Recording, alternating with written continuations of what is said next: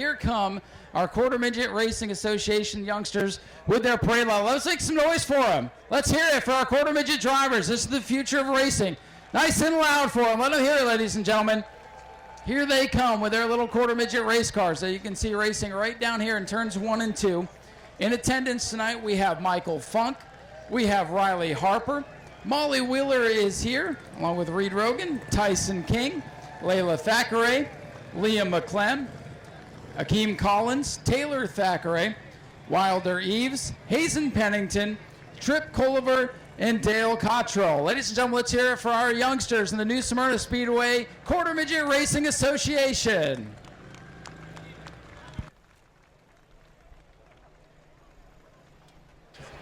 Ladies and gentlemen, at this time, I'm going to turn it over to one of the gentlemen who will call tonight's action with our broadcast from Flow Racing. For driver intros, I'm going to hand it over to Andy Austin. Andy?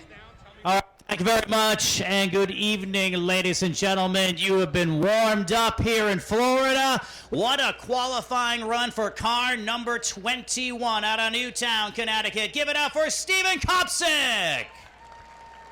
And now your front row, car number 64 had the pole until the last guy, and he was watching so close. He almost had the Hoosier Pole Award. But he starts on the outside of the front row out of Northampton, Pennsylvania. Give it up for Austin Beers. And going pole position in the New Smyrna Beach Area Visitors Bureau 200 out of Mooresville, North Carolina. Car number 7, the next in the Baldwin line. Give it up for pole sitter Luke Baldwin. Ladies and gentlemen, that is your starting lineup.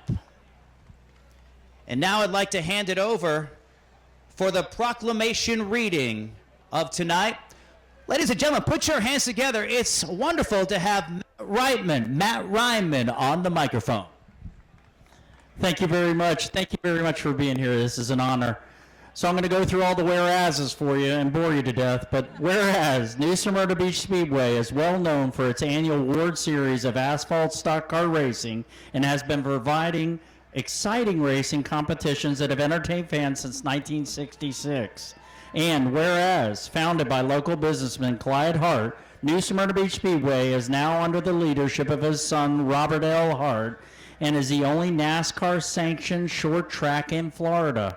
And whereas, through its special events, New Smyrna Beach Speedway has brought significant revenue to Volusia County, amen, hotels and restaurants, and has maintained a long history of community involvement, and this is the last one, I promise, whereas each year, the Hart family donates 100% of the proceeds from the World Series of Asphalt Stock Car Racing annual race program to the Heart to Heart Breast Cancer Foundation, a 501c nonprofit foundation that helps local men and women battling cancer.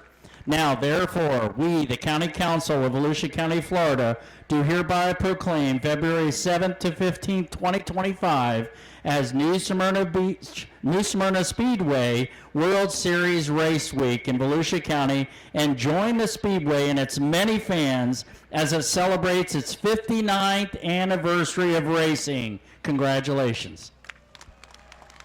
That's yours. Thank you. Get in there and turn everything around. Yes. Ladies and gentlemen, let's hear it for Matt Reinhardt from Volusia County. So, ladies and gentlemen, at this time, we're going to move into the conclusion of our opening ceremonies. I'm going to ask you to please rise, if you're able, and remove your hats for today's invocation, followed by our national anthems. For today's invocation, I welcome Mr. Don Rivers from the Racing with Jesus Ministries. Don, take it away. Thank you. Let us pray. Our Father in heaven, you have blessed us with a glorious day, with a glorious facility, and some fast race cars. Lord, we ask you to put your hands upon these drivers, these officials, everyone connected with this race. Lord, protect us, keep us safe. Lord, these fans, see them safely home tonight. Lord, we ask that your presence would be here in a special way, and that we would compete and we would respond and treat each other in a way that would honor you. And Lord, we're thankful for what you've provided for us. And we give you that thanks and praise in the precious name of Jesus. Amen. Whelen Engineering, lights go out. $412,000 point fund for the modifieds this year. $82,000 to the champion. Nearly $16,000 on the line here tonight for the race winner at New Smyrna. And it's all about the win here today as they get ready to roll. The young 18-year-old Luke Baldwin and the family 7 New York. 7 New York has been just part of the history of the family. Third-generation racer in Austin Beers, 2 young guns on the front row. Mike Mosier will bring that pace truck down the pit lane. The green flag is out, and the 40th season of the NASCAR Whelen Modified Tour is underway.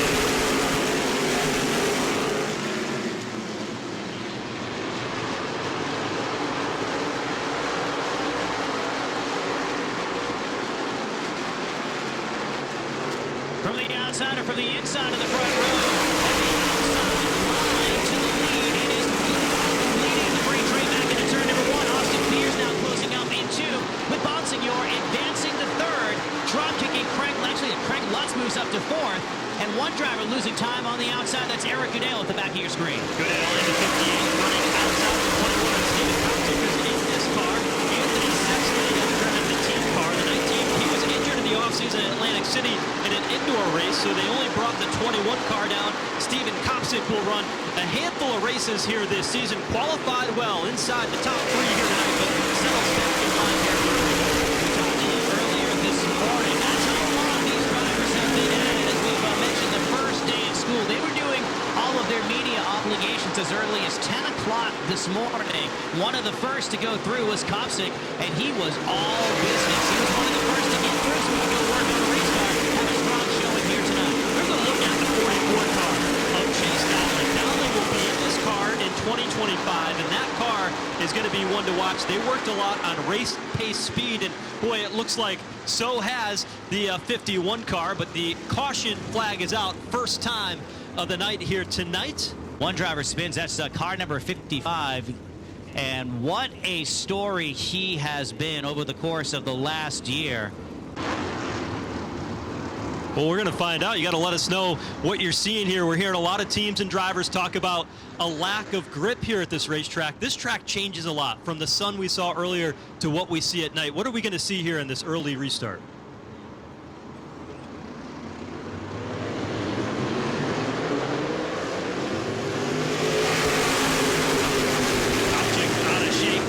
Trying to keep that car pointed in the right direction, but he collects the outside wall with that left rear tire.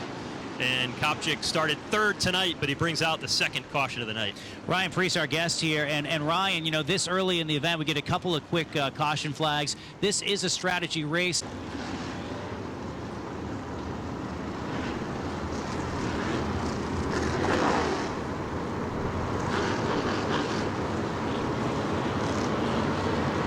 Ryan Priest, 2013 champion, with us here in the booth as we watch the opening laps of the Whelen Modified Tour race. Luke Baldwin steps on the gas. His car steps out alongside Austin Beers on the outside. There's Baldwin off of turn number 2, pulling ahead by 1 car length. Beers now fighting to the outside. Bonsignor not giving up, sticks it down to the inside. Full shot off of turn number 4. New P2 to Justin Bonsignor.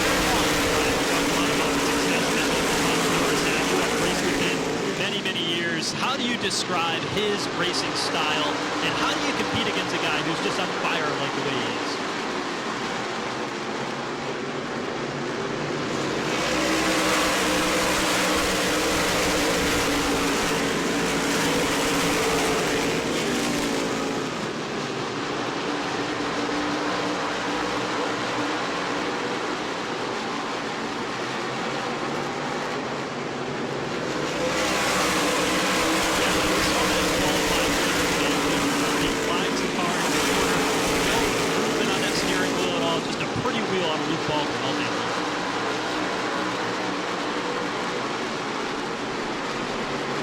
Ryan, you've been on a roll in the modified. What is it like to be in that role when you're the guy that's come in the last 3 races and everybody has their eye on you?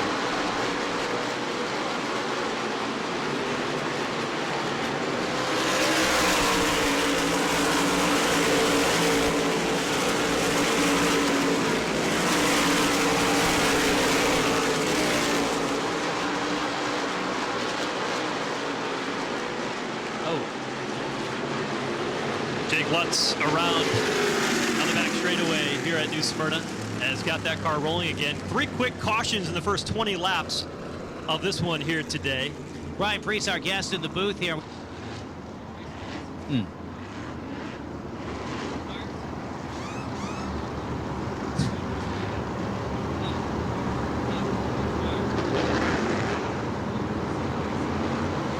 Yeah, about half the field took fuel. Austin Beers will restart 16th, the first car that came down pit road. The leader, though, and Eric Goodale, who are on the front row, did not take fuel. And so you've got some mixed strategy already that Jesse Punch talked about at the beginning of the broadcast. How about the Rocket Man? Ryan Newman in that 8 car around the outside lane.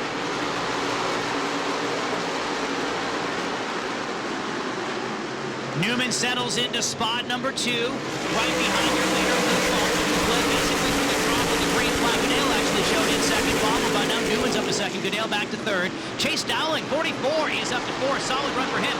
And how about pit strategy for Max Zackham? Started deep in the field, car number 20 already inside the top 5. Stayed out on the racetrack to get that track. As he continues to move forward, great playing.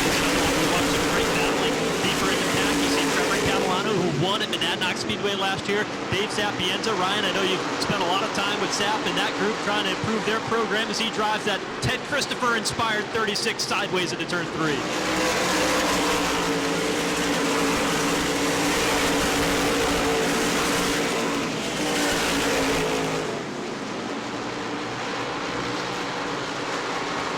He said that in there to turn 3, and he was all crossed up that last time through. You see the cars bottom out a lot in turn 3 here at this racetrack too. The 09 almost runs right out of steam. There's a big, nearly big trouble on the front straightaway. Caution flag is out as, the 81 involved in this one, and it looks like the 14's right behind him. No. This is good, actually. Yeah. Ryan, you don't see it off camera, but Ryan's pointing the action over turn 2. I mean, Ryan, you are into it. You are just as much a fan as a participant in this stuff.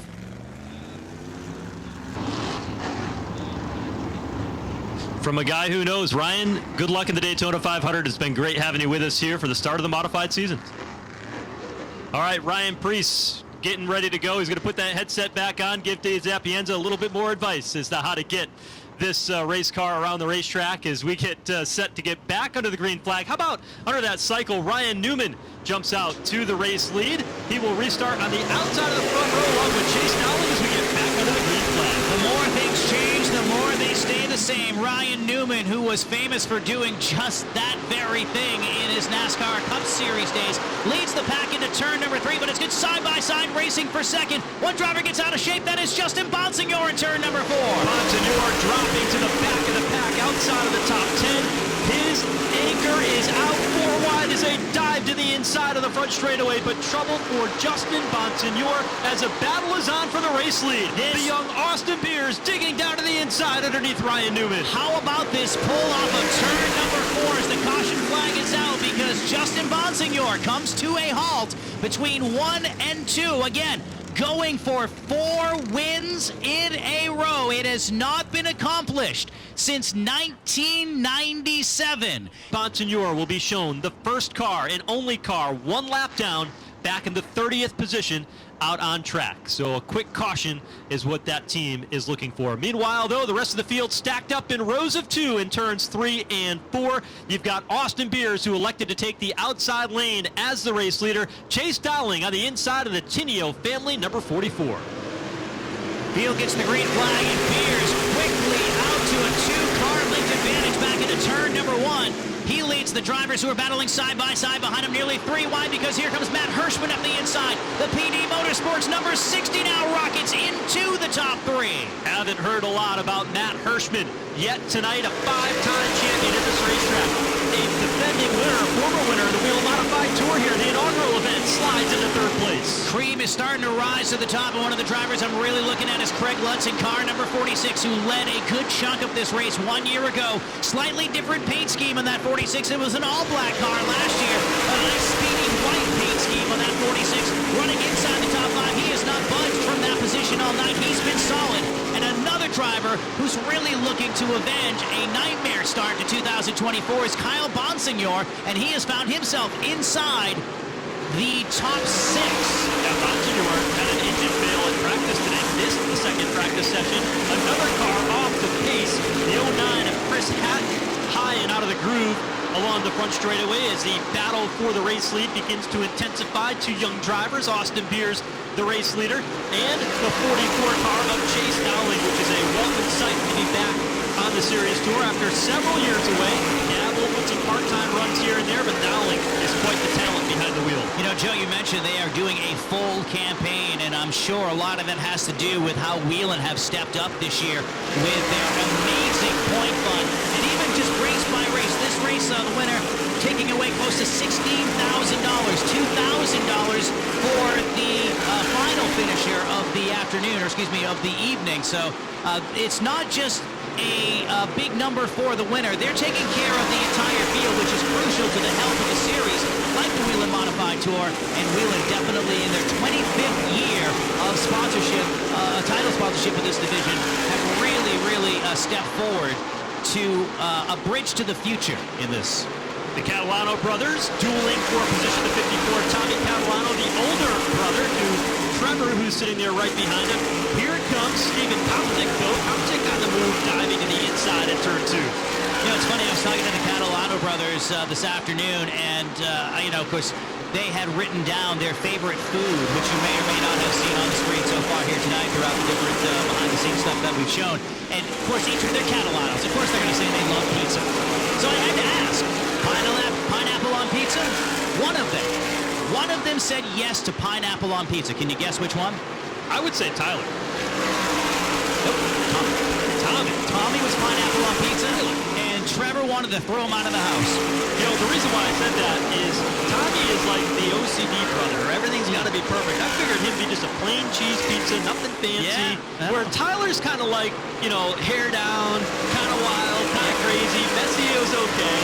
So I You want to mean, put pineapple on my pizza? That's okay. Just throw it right on. that's what I was thinking. Okay, so Tyler's off from Maine.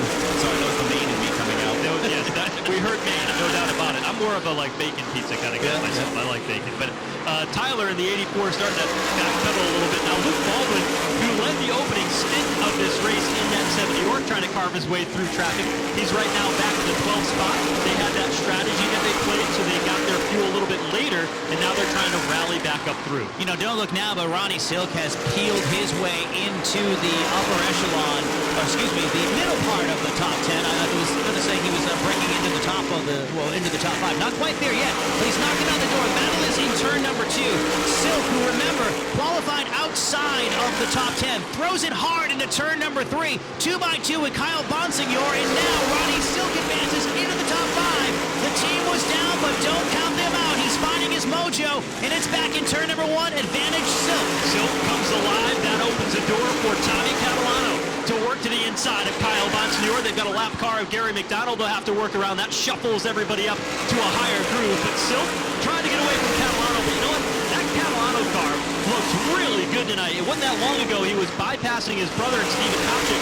He is charging to the front of the field right now in the 6th spot. A lot of comers and goers in the creeping up to the middle stages of this race. We're only 58 laps in the books when they hit the start-finish line this time, and Austin Beers is in command of the race, but it's not a runaway. It's almost like Chase Dowling has the faster of the 2 race cars, but not able to do, or maybe he's just being patient with the leader right now, but 2 of the younger stars of the field having a great run as the caution flag is out. Caution out again here tonight for the 6th time, and the New Smyrna Beach Area Visitors Bureau 200. McDonald will get that free pass. All right, now let's watch what happens. So a lot of cars came in.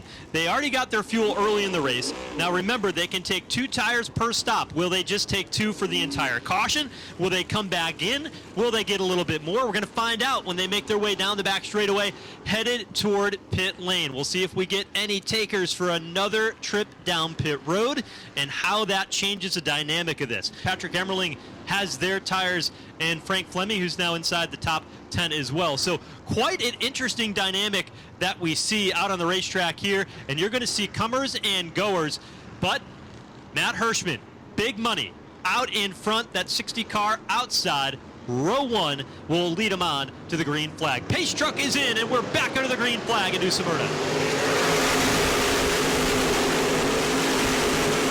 Field screams off of turn number 2. It is Matt Hirschman jumping into the lead and extends it. Good night. 3 car links as Ronnie Silk battles for a second. He'll inherit that position, and here comes Catalano in the 54.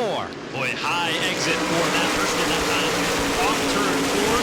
Silk second. The top 3, 4 cars go single file. And how about Dave Zapienza? Maybe it's that Ryan Priest luck. Little tuning from the former series champion inside the top 5. Sapienza runs right there in the top 3, and they're stacking up behind him. Here comes Catalano. Further up back, Trevor Kraus now to the inside. Car number 81 looks strong as well. And there's Austin Beers, who again is on that pit strategy, but he's mired back in the pack. And as happens in any different discipline of racing, you got a fast race car, but you end up cycling to the back. You have to deal with all that traffic, and sometimes that's when things go south. And with these drivers, these race cars that are so sensitive just to wheel hops, which nearly happens that time between Austin Beers and Patrick Emmerling, and then you throw Catalano in there, things can go south in a hurry. You see a taste of Patrick Emmerling there. We haven't seen a lot of him tonight, but that's a team that I think is very optimistic about their chances this season. They returned the same crew. They don't want that sophomore slump. They took everybody out to dinner last night and said, we are going to work harder than everybody else, but there is trouble between turns 1 and 2. Eric Goodale is in it.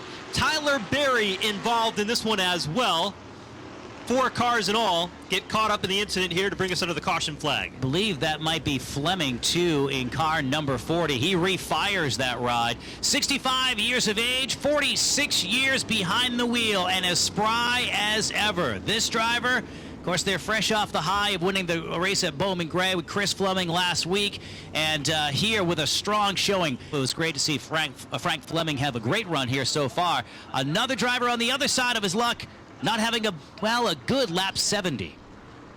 Chase Dowling, right side damage, and boy, what bad break for that team. They were so good. I thought had one of the best cars on the racetrack not too long ago. We mentioned Ben Dodge. He was feeding us highlights along the way, and he said, watch the 44 of Dowling. That car might be the story tonight, and unfortunately under this caution flag, it's the story for the wrong reason. That Nerf bar badly damaged and dragging on the ground. Crew tends to work on it. Here's what happened. Coming down the front straightaway, there's Emmerling. The camera will point back just a little bit, and then somebody, it looks like Bonsignor hopped, and so did Ripkema, and it was just an accordion like a Bonsignor. Justin was involved in that one towards the end of it. Here's another replay, another angle. What happened? The 22 was a little out of shape, maybe got into the 3, and that bounced a few cars up the racetrack.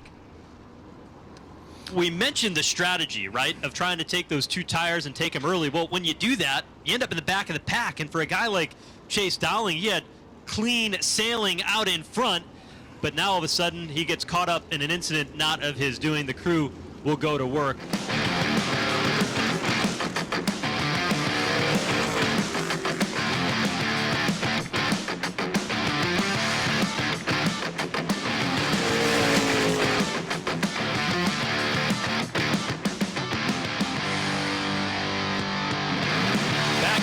Smyrna Speedway getting ready to get back under the green flag. Under this most recent caution, Justin Bonsignor will earn his lap back. He's now back in a 22nd position. Matt Hirschman, still the race leader, lining up alongside Tommy Catalano as we go back to the green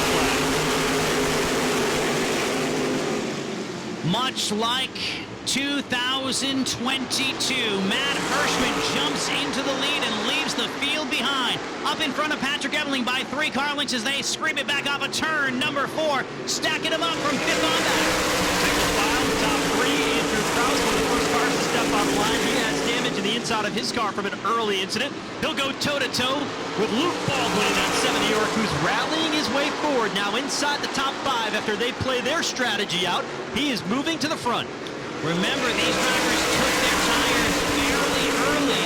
Luke Baldwin seems to be the smartest of them all right now, methodically making his way through the field, and smartest of them all, and methodical do not usually go along with an 18-year-old, but certainly Baldwin wise beyond his years. He's trying to go to the inside of Catalano, this time off of turn number 4, but Catalano shuts him down, and the brothers head into the field, head into it 34th on the racetrack. How about Tyler Catalano? What a great run for him in that 84 car in the tire tracks of his older brother. Looks in the rearview mirror, gets a little bit of help getting down into turn 3 from Luke Baldwin. I can't help but watch Fred Lutz continue just to be as solid as Whelen. And I think that's what that team needs. They had flashes of brilliance last year, including in this race where they led a ton of laps. And there are a few opportunities last year for Greg Lutz to get to victory lane where they led a lot, just could not put an entire race together. This is exactly what that team needs. Not necessarily to be flashing up there and leading 70 laps or so, but just to put together consistent runs in the top 5, and that's what they're doing. Meanwhile, they find themselves together on the racetrack again. 16 and 51 both have had trouble in our opening race for 2025. Ronnie Silk was close to the run earlier, but solid right now on the racetrack with Justin Bonsignor, who was as far back as 30th, 1 lap down. For those who are just tuning in, it was an earlier incident which he caused the caution himself by parking between 1 and 2. He incurred a 1-lap penalty and was mired back in 30th. Now he was up to 22nd most recently, but still marching back to the front. Keeping an eye on Luke Baldwin as he works in front, picks up the spot. Look at that right front wheel, though, as he gets down into turn 3 and 4. He is using up a lot of brake in that race car. And I'll tell you what, you can see the sparks sparking off of it when he goes down into the corner on both ends. He's really driving the wheels off it, and that's not usually good here at New Smyrna, because this is a track you got to float it down into the corner, easy on the brake. Tells you that Baldwin's really up on the wheel here. And also, look at Austin Beers. Beers running down low in turn number 1. I'm not sure if we're in tire conservation mode, that running that hard and that brash into the corner, especially corner 1, is really smart for a long-term run. Back to the 7 car who goes down to the inside of Catalano. Everybody's chasing Matt Hirschman like it's 2022. The PD Motorsports number 60 on cruise control. Talk about a driver who's able to conserve, a driver who's able to choose his line and run it as hard or as soft as he wants, playing catch me if you can. It's Matt Hirschman off of 4. Hirschman is just so smooth.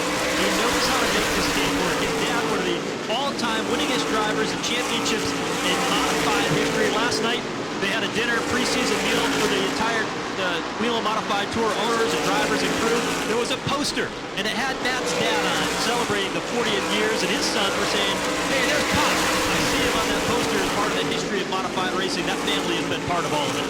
Frank Lutz, Kyle Bonsignor, Eric Goodale in front of Ronnie Silk. Meanwhile, oh, trouble. 56 and 84 make contact, and the 84 still with problems. Ronnie Silk involved. There goes Bonsignor down to the inside, and Kyle Bonsignor into the wall. The two brothers, Trevor Catalano and Tyler Catalano, got together midway down the back straightaway, and that has brought us under the 8th caution period, and the worst end of the outcome, Kyle Bonsignor. It has been a tough day. An engine in practice, and now the right front here just shy of the halfway point. Past the garlic bread is going to be awkward next time between the Catalanos. But these guys do have different shops, so at least they'll have a little distance between each other, but it might be a long ride home back to New York State.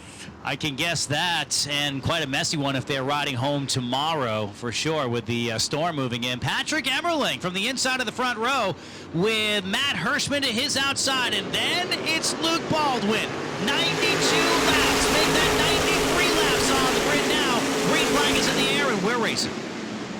There's one guy you don't want behind you right now if you're Matt Hirschman, it's Patrick Emerling, because that team really has everything together here in the early going. But how about that 70 York? Sends it off to the inside of turns 3 and 4. He wants 3rd. Equal muscle from the 56 of Catalano. He is ready. He is hungry this afternoon. Nearly got into the back of the car in front of him, battling with trouble, for turn second. 2. It's Justin Bonsignor into the outside wall. He got sideways off turn number 2. Pancake the right side of that 51. Jeremy Kirshner goes around to the inside of the back straightaway after the fact, but a pretty hard hit for the 51 of Justin Bonsignor. He hasn't had the most luck with New Smyrna. If there is an Achilles heel for the number 51, who is going for, I would say, not an unprecedented 4th straight win, but it has not happened in this century. Justin called him off. He said the car feels fine, so I'm going to stay out. We will not see that 51 on pit road. Well, you won't see it in the middle of the racetrack either. It's got to find a place to go, and now it finally, well, let's just see how this plays out. Well, they're disputing the position. Both Sapienza and Justin Bonsignor believe that that's where they are supposed to restart. It looks like Bonsignor is going to win that battle. Both those Long Island, New York drivers. Caution lights will come back out onto the racetrack. They'll take another look to make sure that they've got the starting lineup in the proper location. And he has had troubles in basically every corner of the racetrack this afternoon into this evening. It has not been a star night for the driver who is searching for his 4th straight win. Meanwhile, back up in front, the driver who has had this race for about the last 35 minutes. That is Matt Hirschman with Patrick Emmerling to his inside. Then it's Catalano. Then it's the pair of 18-year-olds on the second row. Luke Baldwin and Trevor Catalano in car number 56. Matt Hirschman will lead the halfway point of this. He'll pick up the Jostines Filkers Halfway Leader Award presented by Jostines, and he will go ahead and grab that towards the year-end bonus that'll be laid out at the end of the 2025 campaign. Hirschman out in front of the battle. Luke Baldwin. Patrick Emmerling is raging on off turn number 2. Baldwin takes a look to the inside, midway down the back straightaway, and settles back in line. And you gotta love that veteran move from the 18-year-old. He knew that he could make the move on Emmerling, but still, we have just under 100 laps to go. There's still gonna be plenty of time to do that. And why not wear the guy's tires out in front of you while you're at it? Young Luke Baldwin rides in 3rd, but Craig Lutz, I don't think Lutz has been out of the top 10 all night. Car number 46 continues to have those consistent laps, waiting for something to happen in front of him, and he could seize the opportunity instead of being the opportunity that's been seized, which has been so often the case with that 46 team. They've been plagued over the last couple of years. Lutz and that team have had good first half of races. What they need to do is have a good full race. And crew chief Doug Jacob told me before the race, he says, if we got to miss, we're going to miss small, and we're going to be calculated. And the changes that we make for the second half of the race so far, they've done that well as we just get past the halfway point. Here comes Luke Baldwin, though. Inside turn 3, looking inside of Emmerling. Patrick Emmerling, who had a tear last July, winning 3 straight, or actually 2 of 3 races, getting himself in the championship fight. He came into Martinsville with a shot at the title last year, and that was a first-year team. This year, they have a year under their belt. Their notebook is much thicker, and Emmerling is proving that there is not going to be a sophomore slump with the one team. He rides position number 2. 3 car links off the back bumper, but he's got Luke Baldwin right in his rear view. He and crew chief Dale Hedquist have really fired on all 8. Patrick Emmerling has, and he's made a nice little charge. I think they expect to win. They're not going to let things get in the way. I think we're going to see him be a lot more aggressive, but boy, he's going to have to be on the defense here, because here comes Luke Baldwin. Off turn 2, draws to the door of Patrick Emmerling. Right now, the road to this race goes through the 60 of Matt Hirschman. But the way that the 7 of Luke Baldwin has been passing cars left and right and methodically tells me that this is going to be a battle that goes right down to the wire between the 60 and the 7. One driver off the pace. Looks like that might be Andrew Krause in the 24. As we keep an eye on the 60 and the 7, maintains about 3 car lengths between the 2 of them in front of this packed house in New Smyrna. Everybody racing from the snow. Before we started the event, if you're just tuning in to Flow over the second half of this event, we asked how many people were escaping the snow, how many people were on vacation. There are thousands of people in attendance here tonight, and about 60% of them were like, yeah, I gotta go home and shovel. The rest of them were local, so a nice mix of drivers who are fans who are basically at a race that is very much a destination race for modified fans every year. Well, Emmerling now has given up a couple of spots in as many laps as Ron Silk was able to get by him. Emmerling now back to 4th, falls into the clutches of Craig Lutz in that 46 team. Up front, though, Matt Hirschman has shown the way for a while. Luke Baldwin wants to get back out in front where he started from the pole position, but I was curious to see what Baldwin would have for speed in his race car. He had to work his way from the back of the pack under that last caution. Hirschman on older tires has been able to hold him off. We're getting down to the final 88 laps in this one, and Baldwin is on the attack. We got the young 18-year-old hotshot in Luke Baldwin, who is very aggressive from second place. We have the most methodical driver in the field leading on old tires. We're only on lap 113. So, does Matt Hirschman say, Luke Baldwin, you go for it. Go wear your tires out. Or is this all the PD Motorsports machine has? We're going to find out over the final 86 laps of this race. 87 laps as they go back into turn number 1. Brand new leader, it's Luke Baldwin off a turn. Is it too early for Luke Baldwin? Did he make that move a bit too soon? Will Matt Hirschman have an opportunity to get back in this, or will it be the driver in third? Ronnie Silk has gotten the speed back in that 16 car that he hasn't had all night. He's third. He's closing into the back bumper of Matt Hirschman. Ronnie Silk in car 16. They looked about as beaten as I've seen them in about 2 years. Now, this is a driver who won the championship in 2023. Led the championship. He was nearly unbeatable for a stretch of the season last year. They fell off a little bit. And in the 105 days between Martinsville and New Smyrna, you would think that, well, they're going to double down. They're going to come out of the gate just as strong because they need to avenge that loss. They seemed like they were off in practice. They were off in qualifying. Slow on the uptick in the first half of this race, but don't call it Ron Sulk. It's Ron Silk, and he's smooth, closing in on the back bumper of car number 60 off of 4. He wants second place. And gobbling up the distance pretty quick as he is now right to the back bumper of Matt Hirschman. Down in turn 1, you can see Silk, high entry, trying to set him up for a pass off the exit of turn 2. Just does not have to drive off the corner, but he's still on the attack to the back bumper of Matt Hirschman. Right in the tire tracks, now sees daylight off of turn number 4. They're trailing 18-year-old Luke Baldwin in the 7 New York, and what it would mean for modified fans to see that black number 7 in victory lane tonight. If you're a student of modified history, I'm sure you'd love to see it. Ronnie Silk wants to upset it, but so does Matt Hirschman, your 2022 winner, side by side with the driver who's won the last 2 events. And people forget that Ronnie Silk is a 2-time defending champion of this race. He's trying for his Patrick Mahomes repeat in car number 16. He's getting after it. Here comes Hirschman trying to rally back, but he just does not have the speed. Is Ron Silk able to open up the gap and drive away? But checked out at the front of the field with a healthy advantage, 1.2 seconds. Luke Baldwin has built a little bit of a cushion, but is it too much? Is it too fast? And is he going to have to pay the price for that later as we get deeper into this run? I really like what Tommy Catalano is doing in car number 54. He's running a solid 5th. Now, there are 2 drivers in the top 10 that I'm really looking at right now. That's Catalano in the 54 and Ryan Newman in car number 8.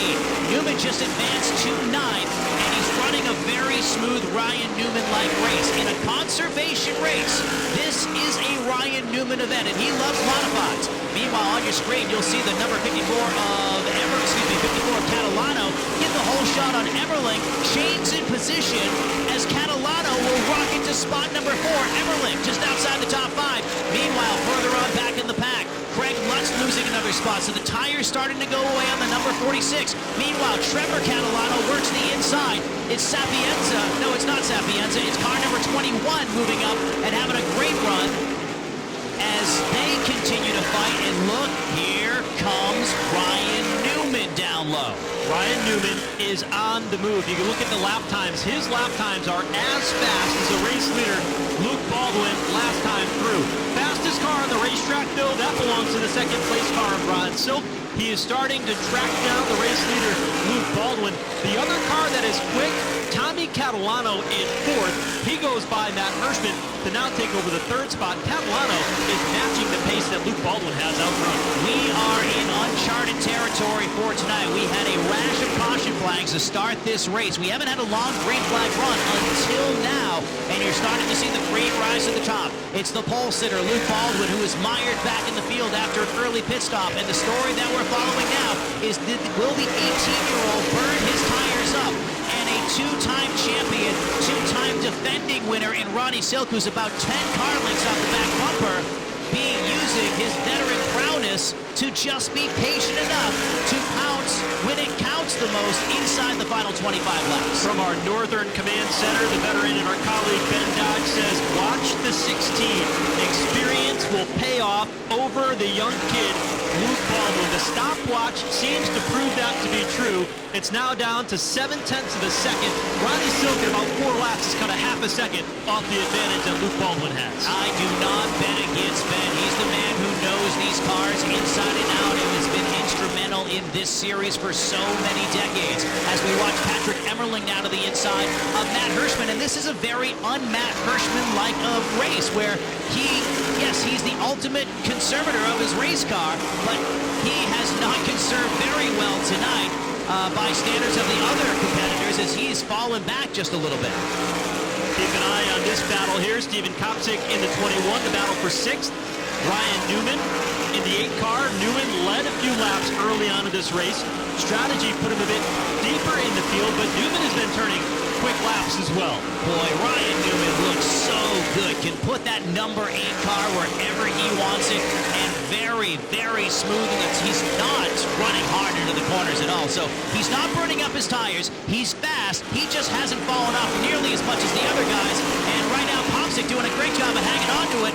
Falls back just a little bit. Ryan Newman makes the pass on Kopcik. Kopcik tries for the crossover move as they come up on the purple machine. That's a lap car, so it won't affect those 2 drivers at all as they fight it out further on up. Watch Newman. He's hanging that left front tire below the yellow line, using the apron and the banking to get that car to turn. That's a veteran-like move. That was one of the ways he was able to gain ground on Steven Kopcik. There is the battle for the race lead.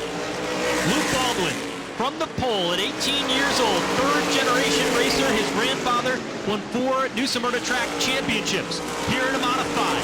He wants to put his name into the history books here at New Smyrna, the Whelen Modified Tour. But he's got a 2-time champion in the form of Ron Silk, and 2-time winner here at this track, going for 3 in a row, tracking him down. Ron Silk has got the rod and reel out. He is reeling in Luke Baldwin. I love the pun. The number 7 of Luke Baldwin leading this race. He was the pole sitter, and as Jesse Punch pointed out earlier, the first time a Baldwin has been on the pole since 1992. Long before Luke Baldwin came onto this earth. As number 16, boy, the separation. You can see the accordion, and it's shrinking, and it's full of silk. Meanwhile, further back, there's Austin Pierce to the inside of Catalano. Trevor Kraus has moved up. Kraus had a great run last year in this race. Has been off just a little bit, but now we watch Ryan Newman. There are battles going on all around this racetrack. So Newman sneaks on through to move inside the top 5. Continues his march forward, but he's got a long way to go. 6 seconds behind the race leader, and time is running out as Hirschman's tires have given up. He is faded now outside the top 10. A moment ago, we saw the battle. Austin Beers was able to get by Trevor Catalano. He's now in the 9th position, and there has just been great racing all around this racetrack. But out front, this battle for the race lead's about ready to get saucy. Here comes Luke Baldwin out in front. Lap traffic is there, and Ronnie Silk is on the back bumper. Look at that, right on the back bumper, and almost comes in contact with Dave Sapienza. They'll now go around McDonald in car number 26. Separation about 3 car lengths. It had been down to about 1 before they caught the lap traffic, and the 18-year-old aces it like a pro off of turn number 4. It's Luke Baldwin, it's Ronnie Silk. Now they have some clear sailing ahead of them. 1 car further on up. Looks like that's the number 11, but that driver will pull off of the racetrack on the back straightaway. Leaders will pass by to the outside lane. It's car length or 2 separate the 2. We've been curious about what is going on with Matt Hirschman. Jesse Punch, what's the story from the 60 team? We've been watching that 60 car fall back and questioning the tire situation. Well, this crew tells me they still have 4 tires available here for that car. So we can anticipate the next time we see that caution flag, they plan on bringing them down and taking all 4 tires. Now, of course, as I had mentioned earlier, they will have to make 2 stops to do so, but that 60 is going to have a nice fresh set to finish this race strong. Oh, he must hate his race car right now. It's smoking on the right side as 60 Matt Hirschman falling back even more so. And you can't tell me with these cars, as greasy as they are, sliding all around the racetrack, we're not going to have at least 1 more caution flag before these 57 laps are clicked off. Smoke, though, out of the right side, as you mentioned, of Matt Hirschman. His car beginning to fade. You look at the Baldwin car. Now, one thing that you got to think about, how many times has he been leading a Whelen Modified Tour race in the late going? Now, he's won a lot of races already in his young career. Ron Silk knows how to navigate lap traffic, and he knows how to navigate it here at this racetrack. Will that be the difference in the closing laps? He won in 2023. He won last year, and he won in a 10-lap shootout last year. So whether it's a long run, whether it's a short run, it's tough to beat Ronnie Silk. And think of your own walk of life. When you've been down and out, when you've had a couple of bad days, when work's not going so well, what do? You don't bury your head in the sand. You rally, but you don't rally as an individual. You do it with your team. And this 16 team has literally, in the last 90 minutes, changed their course, and they are now contenders with Matt Hirschman having some problems on the front stretch. Matt Hirschman has been shown the black flag from the top of the flag stand, that smoke billowing out, becoming a problem for him. So NASCAR throwing the black flag, and here comes Matt Hirschman coming down pit lane. He is no longer being scored, but the caution flag comes out. We've got trouble over in turn 2. One car stopped. It's Trevor Catalano, and that brings us under the caution flag again here tonight with 53 laps to go. The 7 New York, they're taking 2 tires on the right, but they are going to go on the left side of that car, and they are going to swap the left front and right front, front to back. So for the uninitiated, what is the advantage to doing that? The left front on a modified does not get a lot of use as a loose tire for the 58 of Eric Goodale. They went back to retrieve that one across the pit lane under this caution penalty for that, and I'm sure. Typically in a modified, you take 3 tires. You leave the left front on the entire way. There's a 2-tire rule where you can only take 2 tires per stop on this Whelen Modified Tour 2025 schedule at this race. The left side tires, though, you can swap the front one to the back. The front one doesn't get a lot of use. So it's like a brand new tire. He always likes the big tracks. Tonight, he is trying to see if he can hang on and get that first win. Earlier today, he said, I am confident. I feel good about tonight. He was very quick before the caution flag came out. Can Tommy Catalano hold on for the final 45 laps of this one and score his first win tonight here at New Smyrna? Only time will tell. They're doubled up off turn number 4. Green flag is out. Tommy Catalano will go to battle with Austin Beers. Beers shifts up the racetrack just a little bit. Now Andrew Kraus is pouncing down low in car number 24. Here comes Craig Lutz, and they'll drag it back to the start. No, excuse me, turn number 3. And Catalano losing time on the outside, a little bit loose off the corner. Give the advantage to Beers back in turn number 1. Slight edge getting down into turn 1 belongs to Pennsylvania's Austin Beers, hanging on to the outside. From New York, Tommy Catalano. Here comes Craig Lutz, though. Swings down to the inside, side by side, dead even across for second. And don't look now at the back of your screen. Car number 7, the black 7, is Luke Baldwin, the driver who has dominated this race at different stages of it.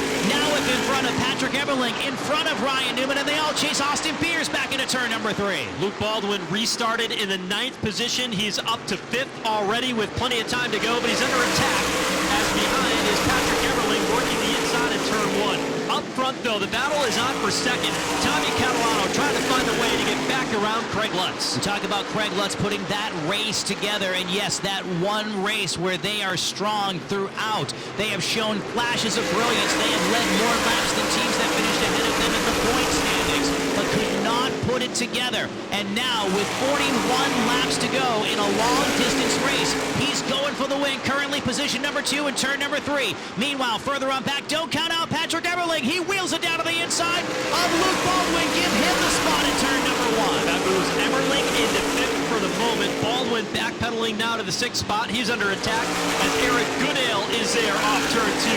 Eberling on the charge, under 40 laps to go. Next car in the crosshair is going to be the 22 of Andrew Kraus. So if I'm on the money on this one, the drivers in like the 24, for example, they have older tires. Austin Beers has older tires. Kraus has older tires. Drivers with fresher tires towards the front, towards the back, making their way to the front. They're doing a good job of hanging on to it right now. You see Baldwin last time through, think he might have caught the front stretch outside wall. If he didn't, it was a piece of paper between the tires and that outside wall for Baldwin. Look at Silk. He's got no room for Goodale to slid him right up the racetrack, and Bonsignor will take advantage to the inside. Yeah, room is not the only zero that Silk has right now. Off of turn number 4, driving like a man possessed behind a double file battle. He's going to try to make it 3 wide in turn number 1, shut down as they both try to get around Trevor Kraus. They both being Ron Silk and the number 7 of Luke Baldwin. Look at Silk. Silk has found what he was missing, and now he's going to go 3 abreast on the front stretch. Move of the race there for Ron Silk. Ducked underneath. Baldwin gets 2 for 1 as he heads down into turn number 2. But here comes Justin Bonsignor. Rallies down to the inside, too. The rivals working into turn number 3. Sparks fly here in New Smyrna. Week in, week out. Doesn't matter if they're running 7th, 27th, or 1-2. It seems like they always wind up around each other. And it has been a far from picture-perfect night for either the 51 or the 16. The 2 major stars of the NASCAR Whelen Modified Tour. And they run single file, and I don't think they're going to go the final 35 laps without trading paint. Silk as his car stepped out sideways on the front straightaway. Baldwin is now outside the top 5. He runs 7 in that 70-yard car. A mirror full of Steven Kopsik, who's on a tear here in the late stages, while Austin Beers trying to run away and hide, but he's got a slight advantage out front over Craig Lutz, only a few car lengths ahead. But the battle for the race lead has remained calm for the moment. Old pavement, wild strategy has made for 167 laps of electrifying competition in the NASCAR Whelen Modified Tour season opener for 2025. And these aren't even the money laps. We're still over 30 laps from the finish. And Ryan Newman now stalking the back bumper of Andrew Krause. Don't count out the driver in number 60 behind them. Matt Hirschman has struggled mightily in the last 20 minutes. He had a valve leak in number 60, which was causing the smoke. Looks like that's all taken care of, though. Smart work by the crew to be able to get that car repaired and get him back out on track. And he's trying to see if he can be a factor before all said is done. It only takes one restart to change it all. Meanwhile, though, Austin Beers in command. He is trying to run away and hide from Craig Lutz, who would love to be able to get back in victory lane. You talk about racetracks that are similar to this that the series runs on Thompson in Connecticut. Craig Lutz, very good at that racetrack. No surprise with the success he had here last year to see him running so well tonight. But does he have enough to catch the young and talented Austin Beers? Austin Beers has he picked up one win last year. And the interesting thing is he's won on big tracks before, big tracks for the Whelen Modified Tour. He won at Richmond. He's, obviously at home when he runs at Lancaster. Lancaster, a much different banking than what we have here at New Smyrna, but he's fast here as well, too. Another driver who's been fast all night at different times is the 8 of Ryan Newman. Same thing for Catalano in the 54, and then there's Emmerling. So many different storylines to unfold in the final 27 laps of this race. It's Emmerling knocking on the door. Certainly a lot of action early, heavy on cautions, but not light on action at all. This has been a great season opener to the 40th season of the NASCAR Whelen Modified Tour as Emmerling is able to sneak underneath Catalano, and that'll move him into the 3rd spot overall as Emmerling is not done yet, and he wants to put his name in the hat and an opportunity to win this one. He is not all that far behind the 64 and the 46. The race leader there comes across the line. It'll now be 25 circuits left to go here in this New Smyrna Beach area Visitors Bureau 200 to kick things off, but he has opened up that advantage back to Craig Lutz. A few years ago, a driver who was running, trouble for Beers. Nope, it's not Beers. He's just avoiding some trouble in turn 4, Sapienza. which was, Dave Sapienza spinning around. Now, silently, Joe, I had thought to myself, because we wouldn't want to be the one that says, hey, they could use a caution flag to tighten this field up, because that would be really, really wild. Chances are it's going to happen. It's just the way the modifieds have run here tonight. They are emptying the tank tonight in car number 64. Mike Stefanik is a 7-time Whelen Modified Tour champion, and one of the guys that was key to his success was the crew chief by the name of Sly Zabin. It's going to be wild. There'll be 18 to go when they get the green. What would you do to break through to victory lane if you are Craig Lutz? Number 64, Austin Beers on the outside. They are both locked on to the back of the pace truck. Double file coming down to the line, accelerating in turn number 4. Just 18 circuits to go when they hit the start-finish line. John Houlihan waves the green flag and we're racing. Beers spins the tires, and Craig Lutz surges to the lead on the bottom. Emmerling now to 2nd, and here comes Justin Bonsignor. We thought he was done early in the race with a right front flat. Now he's battling for 3rd. He was in 30th position tonight, and the 4-time champion who's going for his 4th straight win.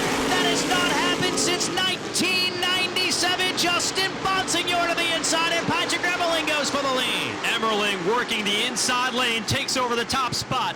Puts car number 1 out in front at New Smyrna. Craig Lutz only led for a lap or 2, and he's back in the 2nd position.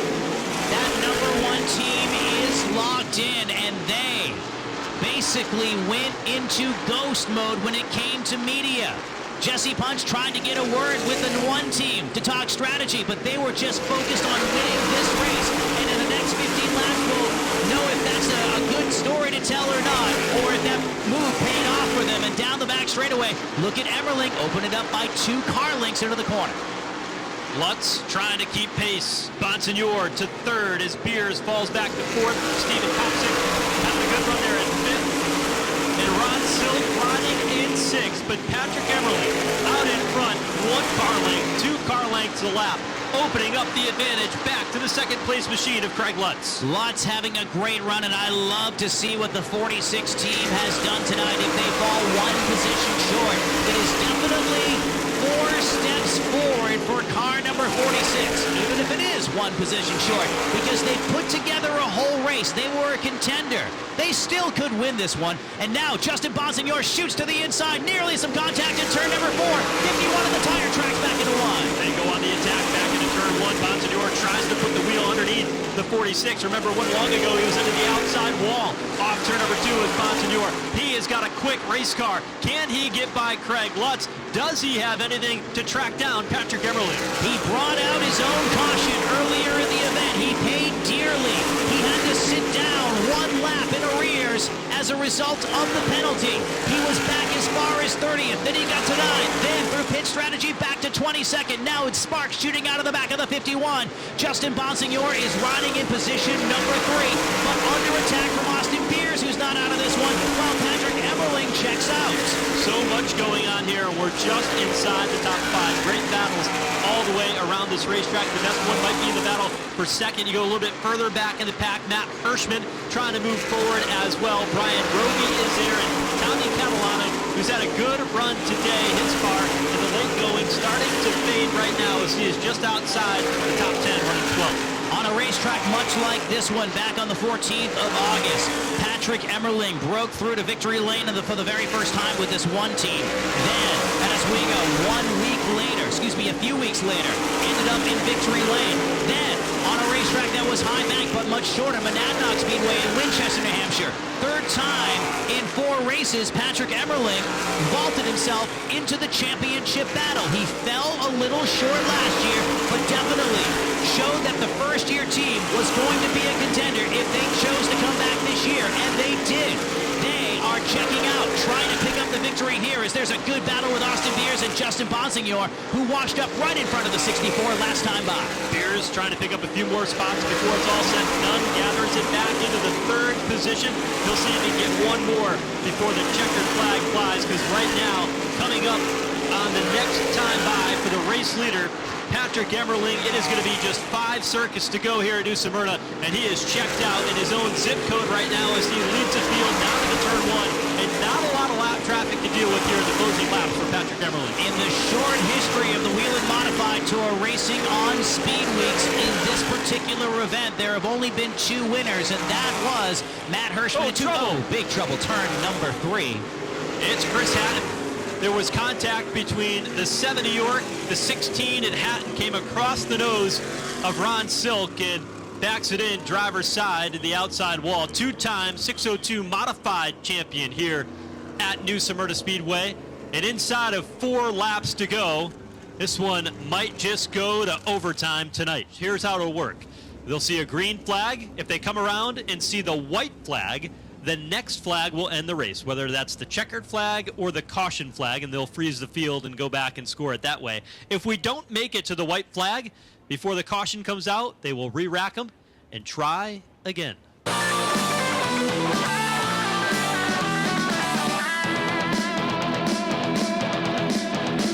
The lead, though, that may change if he gets a great restart. Remember, Austin Beers, fast race car, spun his tires last time. He excels in turn number 1. Who is willing to do what over the final green-white checker to break through for the first time in 2025? The victory for Craig Lutz on the bottom is tantalizingly close. Can he get the win tonight over Patrick Emerling as the green flag comes out? Emerling surges to the race lead. Bonsignor looking for second as they head for turn 2. Austin Beers opens up the bottom side, tries to get a run on Craig Lutz, who slams the door. They both go after Patrick Emerling in turn number 3. Here comes Lutz trying to be on the defense. He'll come to the line this time by. 1 lap to go for Patrick Emerling as Baldwin hits the wall off turn number 4, but it's Patrick Emerling to lead the way in turn 2. Next flag will end the race, and Emerling opens up a 5-car length advantage down the back straightaway. Lutz will run second, and they are single file off of turn number 4. Off turn 4, though, Patrick Emerling's going to hold on and score his 8th career Whelen Modified Tour victory. Stewart. Hard lick into the outside wall off turn 4. These events with fireworks on either end of the racetrack. There's the traditional fireworks in turn number 1, and then there is Stewart, who piled it in turn number 4. Wild action at the end of the NASCAR Whelen Modified event to kick off the 2025 racing season. And the new Smyrna Beach Area Visitors Bureau 200 goes to the driver who has won 4 races inside the last 8. And I think that's something to be said for car number 1, who starts his season in Victory Lane, the Fleet Works Incorporated Middlesex Interiors sponsored ride. Window net coming down. Ladies and gentlemen, Patrick Emmerling is your winner! All smiles down here in Victory Lane for Patrick Emmerling. Patrick, 8th win of your career, but 4th with this team, starting the year with a win. What does this one mean to you? I just have to thank everyone involved for the opportunity. I mean, this wouldn't happen if it wasn't for Rich Couture and my family and this whole awesome crew right here. I think we have the best crew in the garage, best team, best everything, and and thank you for everyone involved. This is an incredible coming out. You know, this is what we expected to do. We made it a little bit harder on ourselves. We had a little motor issue, and we started dead last today, and but we knew I won races like that before, you know, in this series, and sometimes it just puts you on a different schedule and different pit cycle, and really, you know, can get you there. So just shout out to everyone involved. Yeah, Rich Couture with Fleet Works again. This wouldn't happen if it wasn't for him. Tim Lupine from Middlesex Interiors, and my family, and just everyone involved here. We have so many partners that help us get out here, but just shout out to this team here. This is incredible. Yeah, I was just tearing up for a second. So just absolutely incredible. Just so happy, you know, to do this first race of the season. I mean, I think we were the best team for the majority of the season last year, and we're just trying to pick up where we left off. Well, Patrick, your confidence is undeniable. You said it. You had to work incredibly hard to get this win. You were confident before the race, and even coming to that restart, we're confident behind the wheel. What does this confidence come from? What do you attribute it to? Yeah, we were just so dialed. I mean, the one car, again, fastest car on the racetrack. These are the fastest cars I've ever driven in my life, and you know, we can just, you know, get out there and do our thing, and just everyone has to execute, and you know, we'll finish like this. Congratulations, Patrick. Thank you. You heard him. That's the fastest car he's ever driven in his life. A solid start for Craig Lutz. He came home in second tonight. We'll go downstairs and hear from him. Craig, the disappointment is there. I can see it. Take me through those final laps. What was going through your mind? Just this race is so tough with 200 laps, the different tire strategies, fuel stop. It's just it's a whole team effort. You know, that the first 2 cautions we got behind on track position, so you know, I didn't know what was going to pan out here, but all my guys dug deep all day. You know, we had good adjustments. My crew chief Doug Ojigo did a great job. All my guys on their stops. You know, we wanted this one bad for a fellow team member of ours that we lost at Martinsville. So this was the first race without him, and we were trying like hell. But Pat had a great car. The best car won, but we gave it a fight. That's Craig Lutz, your second place finish here tonight. Justin, heck of a day. You guys had, luck wasn't on your side, to say the least. Talk to me about your day and how you got it done. It's just a wild night. Tire went down like a half a lap into the restart, and you know, there's really nothing you could do. You just got to take that penalty. You would be 4 to 5 laps down if you come down pit road, and yeah, it was just a hard-fought night after that. You know, we didn't get the lucky dog as quick as we had liked, and then off at 2, I just ran out of talent and knocked the fence down, and that probably hurt us the most more than anything. Probably knocked the rear out of alignment pretty bad, but still fought back. We were struggling there at the end, just loose on every set of tires after the flat. But yeah, that green-white checker kind of saved us. Hopefully the guy in the 09's okay. I think his name's Chris. It was a pretty hard hit in the mirror. So yeah, all in all, just a good day. I want to say hello to my wife Taylor at home, 36 weeks. So hopefully I can get home tomorrow. I also want to thank Phoenix Communications, Clearcom IT Solutions, Fury Race Cars, Robbie Yates Engines, M3 Technology, the whole team led by Ryan Stone, Ken Massa. Just a tough trip to get down here. and we're happy to come out here with a third. You know, Emmerling was in a league of his own there at the end. I thought I could beat the 46 and it just faded. So good recovery, and that's how you can build these championship battles, is have nights like this. It's Justin Bonsignor, not the day he was hoping for, but manages to bring it home in third. Go to patreon.com/Speedway video now. Wasn't our race. Now he is.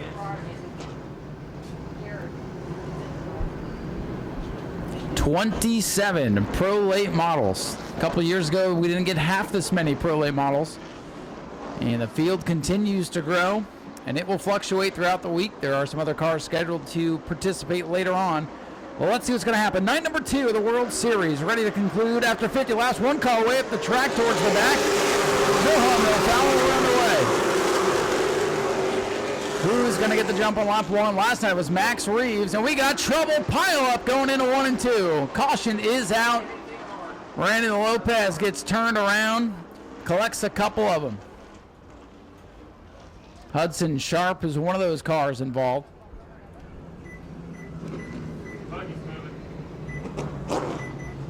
I didn't do it. Brody Wharf in the 4. The 37 is pulling in. Larry Gelinas, his day off to a bad start on the get-go.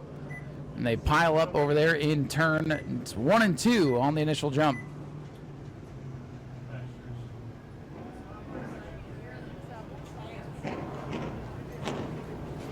Taylor Reimer, the 25, the other one, the other white machine that is collected over there.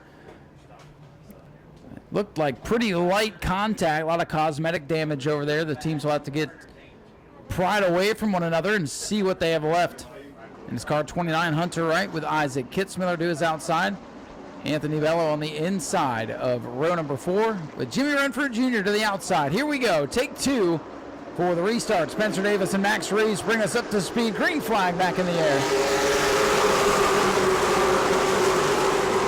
They charge down into 1, little contact perhaps amongst the top 2. Spencer Davis trying to hang on to the lead, but Max Reeves very strong on starts and restarts here last night. Who's going to lead lap 1? They are door to door coming off the corner.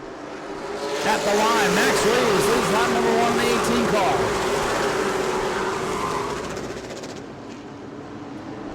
Max Reeves using the high side momentum to clear Spencer Davis for the lead. Here comes Brody Monahan in the 47. Rest of the field trying to get sorted out. Monahan still stuck upstairs with Jones down on the bottom of the 44. Jones gets in line. Rest of the field playing nice. Brody Monahan in that blue 47 machine trying to stay ahead of Connor Jones.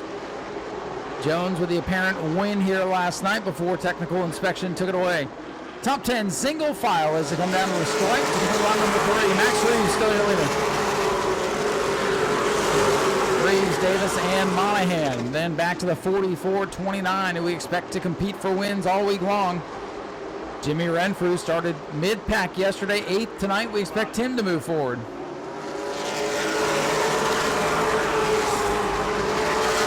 Jumble of cars towards the back of the field. Perhaps some quicker ones stuck in traffic right now. A little smoke out of the 25, Taylor Reimer. Likely tire smoke after the contact. Max Reeves showing the way. Led the first portion of the race last night before fading the 3rd late in the contest. After a bit of a rough start, things thinning out. 25 machine starting to fade towards the back with that tire rub. That'll eventually clear itself or cut the tire down. We'll see what happens first. Smoke out of the 83, it looks like, as well. A couple of cars in the back getting rid of the bugs for us. Looks like tire rubs, but officials watching those cars. Up front, Max Reeves still leads Spencer Davis and Brody Monahan. Contact further back, Travis Stearns into EJ Tomeo for about 20th. William O'Brien brings the 83 pit side. Big time tire rub on the 25. They'd love to get a caution. They don't want to be the caution though.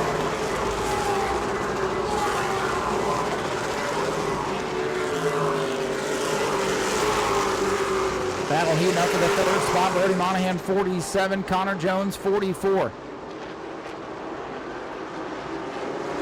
Jones in the black that car looking low on Brody this time. Nothing doing off turn number 4.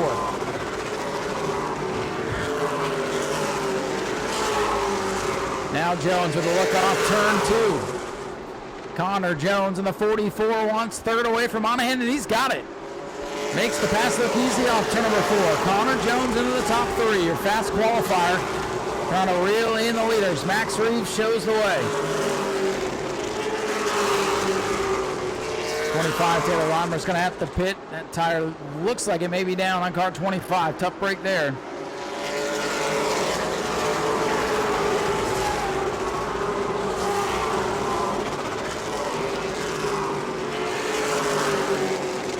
Hunter Wright on the back bumper, the 47 of Brody Monahan trying to take 4th away from that machine.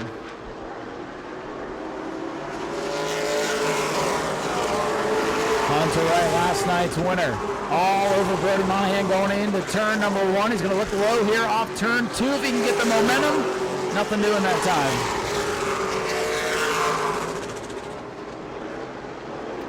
Cole Robbie, 29 inside Anthony Bello.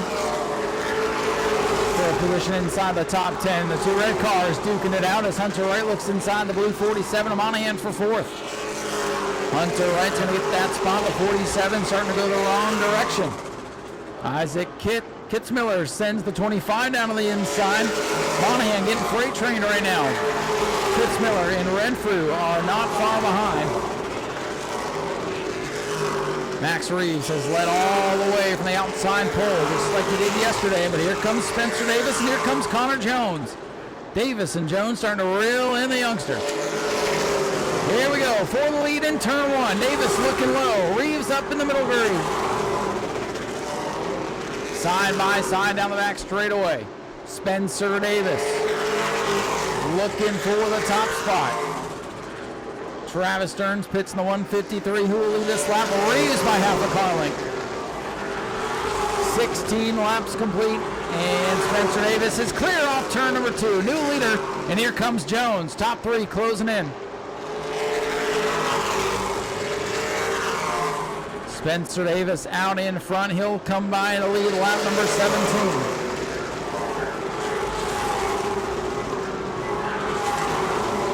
Here comes Connor Jones with a big run off turn number 2. Jones wants the runner-up spot. Connor Jones in the 44 looking to avenge yesterday's defeat. Jones gets tight on the bottom of the racetrack. Reeves powers up and hangs on to second.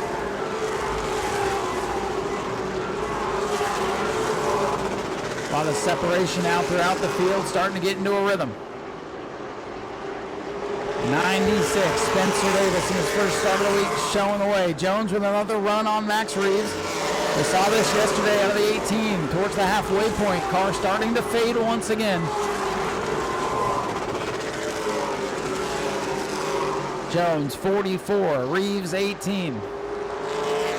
Best battle is for the second spot behind Spencer Davis is number 96. Jones with a launch off the corner.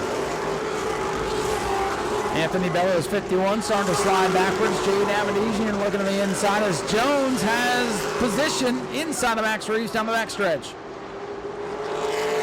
Those 2 battled for the lead yesterday, and Jones takes over the runner-up spot.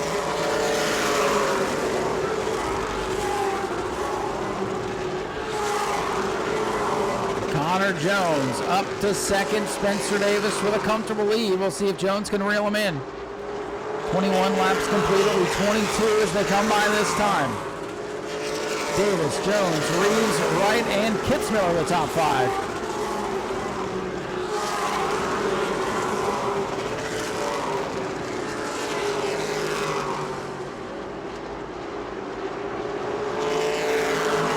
Leader's going to close in on the back of the field. Brody Wharf and Iago Moscato not far ahead.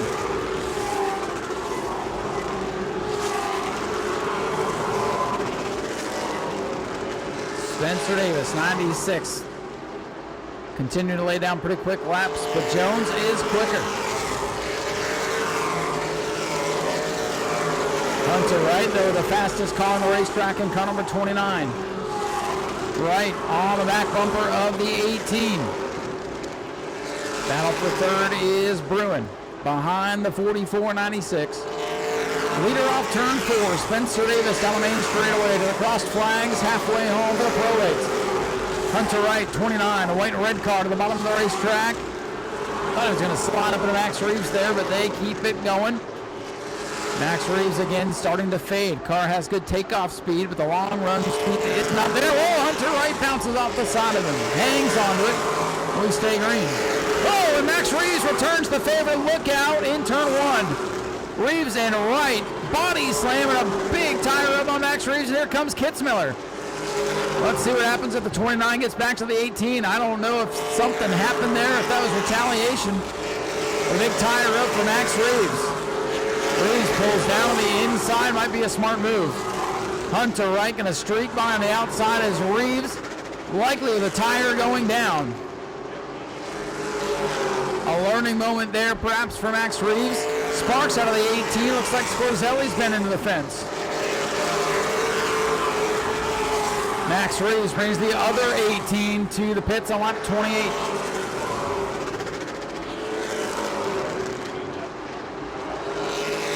Tough break there for Max Reeves. Body slammed off the 29 of Hunter Wright, who has to regroup. Wright had had one of the quicker cars on the racetrack. Momentum has been broken. 29 back to 4th, and Kitzmiller took advantage of that battle. And Isaac Kitzmiller's moved up into the 3rd position.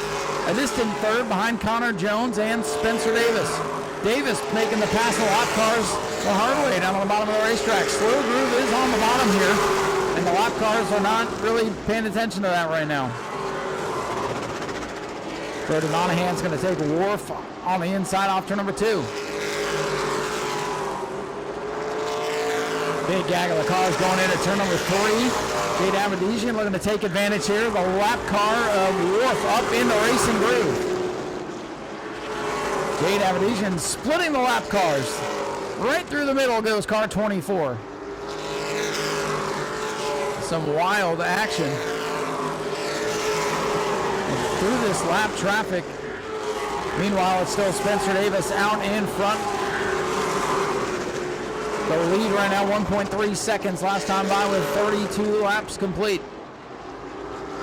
Attrition starting to take its toll. A number of cars have fallen off of the lead lap.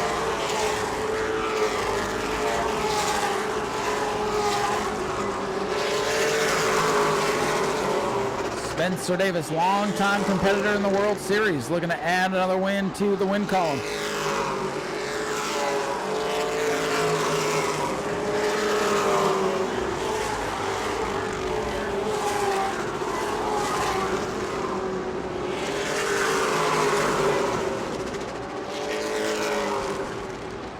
Whoa, trouble in turn 1. Around goes Trayton Lapsevich. Might have kissed the wall. Caution is out on lap 34.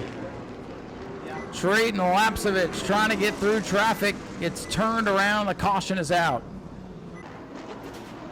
Heavy hitters up towards the front. What's going to happen next? Daytona Dodge American Auto Pace Car working off the speedway. Here we go. Green flag back in the air for Spencer Davis. Jones got a good launch though on that outside groove. Will he have the momentum off turn number 2? Davis gets the jump on the bottom. It worked out for him. 3-1 on the back straightaway. Look out. Good move by the 24s. The inside groove working to perfection right now. Shows what I know. Kitzmiller and Wright side by side for second. Cars pushing each other into turn 1. Davis in the 96 for Ben Kennedy Racing slips off turn number 2, and here comes Jones. 3 wide again on the backstretch. All the red cars are 3 wide into turn 3. Bello smartly backs out of it, lives to race another lap here. Brody Mopin sliding towards the concrete, gathers it back up. Still side by side for 3rd. They touch it, around goes Isaac Kitzmiller. Look out! Monahan just gets by and they pile up behind him. 3, 4, 5 cars involved. Caution is out. Isaac Kitzmiller goes around and might have collected the double O of Jimmy Renfrew. We'll take a look here as he comes by the main straightaway. He does have damage. As the red flag going to come out, Renfrew's got heavy right side damage. Kitzmiller and Wright side by side go around the rest of the field with nowhere to go, piles in. Right rear tire definitely flat on the Renfrew machine. Heartbreaker there for our runner-up yesterday. Replay.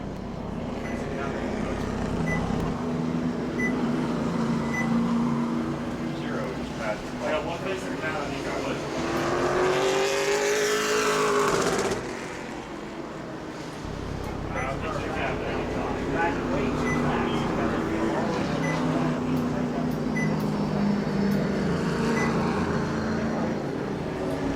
Defending Milk Bowl champion from Thunder Road, spotting for him this week, Marcel Gravel Jr. on top of the spotter stand for Cole this week. So here we go.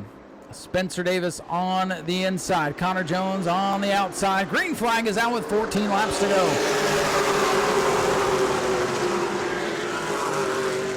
Down into turn one. Both cars getting a good restart. Jones has some momentum upstairs. Still dead even down the back straightaway. Everybody still door to door. Looks like a pace lap here. Spencer Davis on the bottom. Jones on the outside gets a little squirrely. He's got right and Aberdeen on his back bumper now. Inside lane once again gets away. Maybe some contact between the 29 and 24. And here comes Jade Aberdeen into the mix now. 24 car rolling from 14th starting spot. Looking for second on Connor Jones. 24 got a little tight on the bottom of the racetrack. Jones back into second. Aberdeen third right, going back on the attack for that third spot. Outside lane rolls off turn number 2. The 29s are side by side down the back stretch. Hunter Wright, red and white on the bottom, all red. 29 Cole Robbie on the outside. Top 3 single file, then side by side for fourth. Brody Monahan's 47, looking for a way by both of them.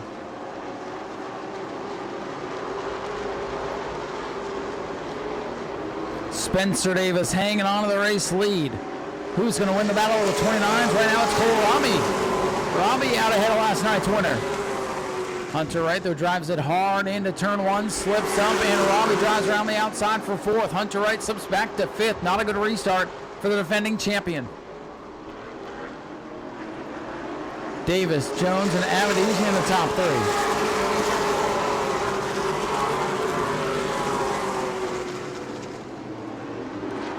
Field settles in single file. Pretty good debut for Jared Mopin in car number 9. The Nau Machine rides in the 7th position ahead of Anthony Bello, Ryan Phipps, and Brandon Lopez up into the top 10, surviving the chaos here this evening. Heavy hitters struggling here tonight. Jimmy Renfrew with the damage. Isaac Kitzmiller out of the race. This one's starting to wind down. 7 to go this time. Battle for the lead begins to heat up. Connor Jones is on the attack now on the 44. The battle for fourth heats up again. 3 cars looking for that spot as Jones heats up the back bumper. Spencer Davis for the lead. Hunter Wright in the 29 looks low on Cole Robbie going into turn 3. For the lead, bumper to bumper, Davis and Jones. 6 to go as Jones looks low on Spencer Davis. Jones with a good launch off the corner. Davis stretches it out down the back straightaway. Jones is there, pokes the nose to the inside. Coming to 5 laps to go. Side by side for the top spot. Spencer Davis hangs on to it. Battle for the lead in turn 1 rages on. Spencer Davis still out in front by half a car length. Davis able to get good launch off the corner. Jones drives it hard into 3 this time. Davis takes the line away. Spencer Davis trying to hold on for his 4th career Pro Late Model win. 5 in the record books for the 44 of Connor Jones. Top 2 separating from 3rd place Jade Aberdeen. Will Jones use the bumper? He's not afraid to. Will he do it on Spencer Davis in the 96? 47 complete, 3 to go. Great race at the front. Spencer Davis and Connor Jones going at it for the win. Traffic ahead. 2 slow cars on the bottom group. Here's Jones looking low once again. Popsicle sticks in the air. 2 to go for Spencer Davis. What's going to happen in traffic? This might help settle it here. Davis able to rotate around the outside of the Brody Wharf car, but Jones is low again. Davis able to get through the traffic. The leaders will settle it amongst themselves as they look for the white flag this time by. 1 lap to go for Spencer Davis in the 96. What will Jones do? He's on the attack in car 44. He's there to the back bumper, but again, Davis pulls away. Look out in turn 3. One last shot. Jones sends it in there. Davis gives him room. It's going to be a battle off the corner. They touch. Here they come to the checkers. Spencer Davis hangs on to win it. Jones is second. Gene Navadijian in third. In the battle of the 29s for 4th and 5th. What a race and a big triumph for Spencer Davis as he holds off a hard-charging Connor Jones to get the win. Ladies and gentlemen, here's your winner. Let's hear it for Spencer Davis.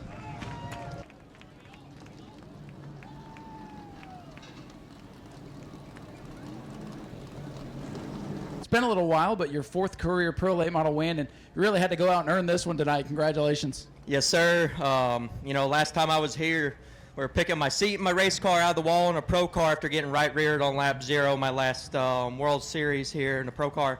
Man, it's good to be back. Good to put Ben Kennedy Racing in victory lane. Tony Erie Sr., Tony Erie Jr., Brian, Roy, Jimmy, everybody, Ben Odom. Man, they made this happen, and it's going to be the first of many. This car's back, and we're going to go do our deal. Well, you guys are making select starts here in Supers and Pro Late a week, and looks like you're going for quality over quantity. Yes, sir. I've run a lot of World Series here. We finished good a lot of times. We wrecked a lot of times. We're here to revamp this program, put it where it's supposed to be, and tonight's the first of many, like I said. Well, winning is the way to get it done. Congratulations, Spencer. Yes, sir. Thank you. Ladies and gentlemen, let's hear it for your winner, Spencer Davis in car number 96. Great race from you today. You gave Spencer everything he could handle. What did you need to get by him there at the end? I really don't know. I think just a little bit more roll speed in the center. If we could have gotten that, I think we could have had him. But wasn't going to wreck him. Wasn't going to destroy 2 really nice looking race cars for no point, honestly. Right, and a good bounce back here after last night's disappointment. You guys are going to get to victory lane this week. I can feel it. You've got the speed. You know how to get around this place. And it's been a good start to the World Series for you. And I think a lot of people appreciate the way you race tonight. Yeah, thank you. Do you have anybody you'd like to thank for your efforts tonight? Yeah, Mike Darn, Lloyd Garner, all my whole crew, everybody who really puts us together at the shop and everybody. Well, we appreciate you being here, and good rebound from yesterday. Thank you. Congratulations on a great run here tonight. Started back in 14th, drove your way up to your career best 3rd place finish. Congratulations. Yeah, thank you. Thanks everyone at Wilson. They've been working really hard, and it's really only day 2 of racing. So, they brought me a very fast Mobile 1 Toyota Racing Camry, but we should be a little bit better early in the night, but it'll come. We have a long week still ahead. So, it's obviously a good run. I felt, pretty strong the last 2 nights, but we'll just keep our head down and keep building on it, and I'll do anything to, be 2 spots better. So, like I said, I'll just keep my head down till I win. Well, it seems like you've come a long way in a short period of time in these types of cars. What have you learned so far this week? Just kind of everything. I just really need laps. I need repetition. And, that obviously just kind of comes with time. I haven't been doing this, much, but this is a great week for me to learn. And like I said, get a lot of repetition, and that's just what I need right now. Well, that's what's so nice about the World Series. You get to race and race and race, and it's coming together quickly. Congratulations on a good run tonight. Anybody you'd like to thank? Yeah, everyone at Wilson Motorsports, everyone at Toyota, everyone at Mobile One, and Arai, Peel, Sparko. It's a team effort to just race, and obviously like I said, everyone at Wilson's been doing a good job. So I'm excited for the rest of the week, and we'll see if we can win. Well, good run tonight, and good luck the rest of the week. Jay Davadish with a great 3rd place finish to wrap up the night here at the new Smyrna Speedway. Appreciate all you folks hanging around tonight, as do these Pro Late Model drivers. They appreciate you sticking around to watch their race as well. So that'll do it for night number 2 of the World Series. Night 3 is tomorrow at 7:30 with Super Sunday. 4 great divisions in action, including more Pro Late Model racing. So we hope to see you tomorrow. Y'all have a good night. Drive home safe. We'll see you tomorrow. Have a good night, everybody. Go to patreon.com/speedwayvideo now.